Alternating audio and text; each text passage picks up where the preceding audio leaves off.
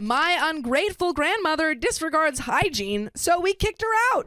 Stinky lady. Ooh, stinky lady gotta hit the curb. Sorry, stinky lady. And trigger warning for hoarding and unsanitary conditions. Oh, boy. My grandmother is, shall we say, a stubborn person. Normally, the stubbornness would manifest itself as wanting to cook a meal a certain way, even if she isn't the one cooking, or simply not backing down about a disagreement until she hears you say she's right and you're wrong. Aggravating stuff, but for the most part, we get along because I saw her in small doses. By the way, this comes from Found Carcosa, and you can share your stories on the OK Storytime subreddit. I'm also her only grandchild, so she was thrilled whenever I would come visit, and that largely outweighed any clashing we had. I got the sense it was also because she felt determined to have a good relationship with me after screwing things up with my mom, her daughter. Long story there, and it's not mine to tell, but she went no contact with my gran in high school and only reconnected with her after I was born. But things always remained tense between them. Anyways, things began when my grandmother's lease went up and she didn't want to renew it, so she moved out of her apartment and in with us. This was not an arrangement any of us were looking forward to, mainly because my parents have been trying to move out of our house since they bought it 2 decades prior, and also we all knew prolonged exposure to my gran without a way to escape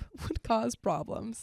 There are just some people who need an escape route. You need an escape path away from them. It's like you can talk to them in small bursts, but if you're with them all the time, it's like, I need to get back to my dirt and go to sleep. But she's family, and even if none of us were psyched about it, we're the only relatives she has, so we did the right thing and took her in. She was also not very excited about it because it meant she would be giving up an entire living space she'd been accustomed to. Living with her rapidly became difficult. She is, put plainly, a slob. She would carry a box of tissues with her everywhere, and when she used the tissue, instead of throwing it out, she would jam it wherever she was sitting. Gross. So our living room sofa quickly became a snotty mess. Yeah. She would take food upstairs and never bring it back down. More than once, our kitchen was entirely empty of silverware, bowls, plates, etc. We had to go upstairs and remove all the moldy, crusty dishes and take them downstairs to be washed before we could use them. We asked her multiple times if she could help by just taking one dish down with her whenever she used the stairs. She would smile, nod, and then just not do it. Her bedroom looked like an episode of Hoarders because she used an ungodly amount of tissues and would fill entire trash bags with them. How much snot is this person producing? She got a snotty nose. Is she even producing anything out of it? It's just like a Pavlovian response. Yeah. She's just trained. Throws it away. So. And that's not even counting the endless magazine subscriptions. She would also drink excessively. I used to run out to the store and get her favorite bottle of wine at her request. And she quickly graduated to drinking an entire large bottle in 1, sometimes 2 days. It got to the point that my parents and I had a mini intervention and told her point blank that we would not get her anymore. She started getting it delivered to the house online. Grandma learned how to use the internet to get her wine. One problem that affected me specifically was her radio. Her bedroom was next to mine and the walls had no insulation, so sound carried over easily. And she would blast the radio all through the night, preventing me from getting any sleep. Multiple times I would creep into her room at night and turn it down, only for her to suddenly wake up and turn it back on.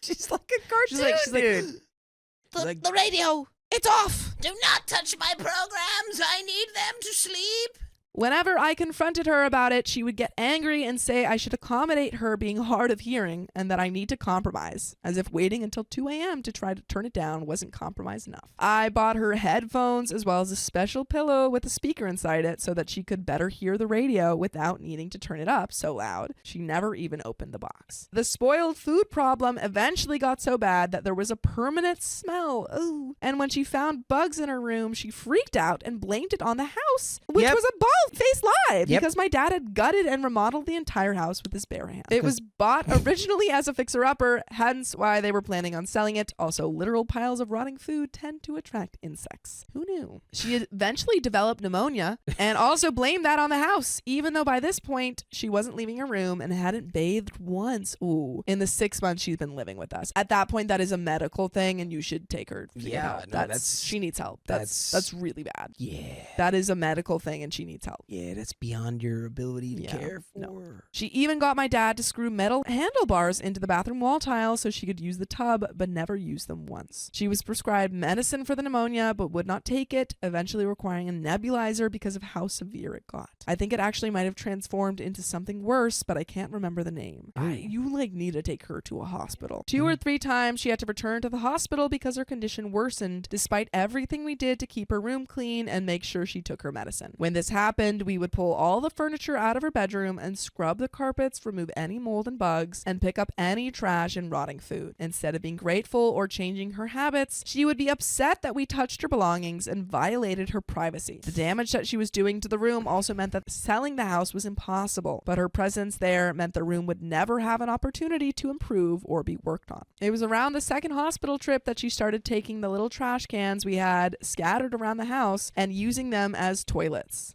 Oh. For context, the upstairs bathroom is literally next door to her room. She couldn't be bothered to go to it. I vividly remembered picking up a plastic can and it being full of urine. She also had an incredibly old cat that she'd brought with her who was a sweetheart but would defile the room with her waste because my gran couldn't clean the box herself. I'm definitely forgetting more things she did, but one thing I remember was my parents had gone away from the weekend and my boyfriend at the time came over. We ordered Indian takeout, which I knew my gran loves, so we offered to get her something as well. She took us up on it and my boyfriend paid for it despite my protests. We gave her her food only for her to call us back a few minutes later. She told my boyfriend that the rice in the takeout was the wrong kind and that she would not be eating it. Could he please take it away? I was flabbergasted by the rudeness of it all. My parents scolded her about how inappropriate that is to act that way, especially towards someone who isn't even a relative, but she tuned them out. Not once did she say thank you, not when we cleaned her room or brought her groceries or cleaned up her waste. Nothing. My mom wanted nothing to do with her and my dad wanted to help but was too busy with work to really do anything, and even he reached his limit when her lifestyle began to damage the house. I was the most sympathetic to her, but she would summon me and ask me to do things, then send me away as if she were dismissing a servant. Even when I called her out on it, she didn't express any gratitude. I fully believe that she was exhibiting a textbook case of Diogenes syndrome or senile squalor syndrome because all of the behavior matched. So yeah, Diogenes was like a guy who lived in like the markets in Greece, and he was like he thought it was like poverty and stuff was like the ultimate, was like the absolute virtue. Oh, he was like a contemporary of Plato. It's like Plato would say some stuff and then Diogenes would show up and like dunk on him and then like go back to being homeless in the market. Like he was a character of a guy, but he was known to be quite dirty. She was depressed about not having her own space anymore. We were sympathetic to that and tried to get her out of the room many times, but she fought us every time and would refuse to admit her behavior was unhealthy. When we would point out how ungrateful and rude her behavior was, she would get defensive and end the conversation. She needs psychological help. At the very least, she needs some sort of cleaning service or in-home nurse aid, but she refused the idea of one every time it was brought up. Her behavior caused so much stress that the entire family was on edge and at each other's throats. It eventually reached a point where we admitted to ourselves that we were unfit to care for her because she needed professional help. We brought it up to her and she shut down the conversation so fast. I understand not wanting to go to a nursing home. I don't begrudge her that, but she would insist that she was independent when the fact was that if we ignored her requests, she'd be unable to fend for herself. She told us her solution was to keep things as they were. As long as we did things for her, she could take care of herself, because that's definitely what independence is. It was like talking to a brick wall. One day, while everyone was out of the house, we received a call that she had tried to go down our stairs, fell and broke her back. The fall was not lethal, nor would it cause any permanent damage, which was a relief, but it meant that she would require lots of physical therapy and caregivers. The hospital assigned her a social worker, I think because of the care she would need, but she refused them by citing that her family, us, would take care of her needs. And that's when you say, no.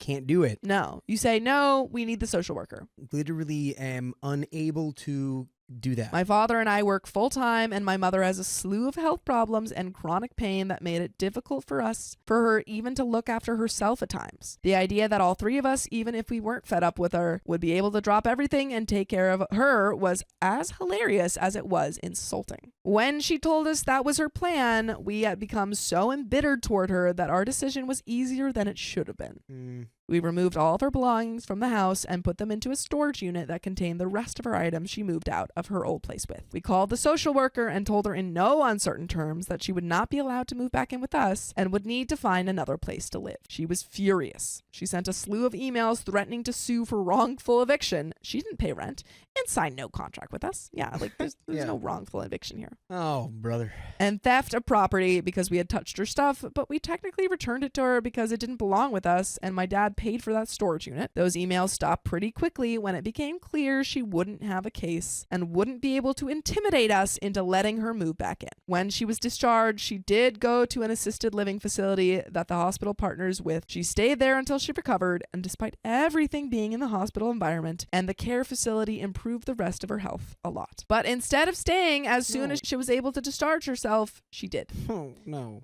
She moved into a hotel and has been there since. I visited a few times to deliver some stuff that had been left behind. Each time I visited the hotel room was in a worse state. We're pretty sure she'd been refusing room service because she's embarrassed by it, but without anyone cleaning, it's become caked in mold, dirty cat litter, and unwashed clothes. It's been over a year now, and I shudder to think what that place looks like now. Oh my God. How is that legal? Yeah, I don't know. I feel like there's a limit to how long you can live in a hotel. No? No, you can Really? pretty much just pay to live there forever. It's like Really? paying rent. Yeah. Yeah. You're like, really? Oh, new life hack unlocked. No, I feel like it's incredibly expensive.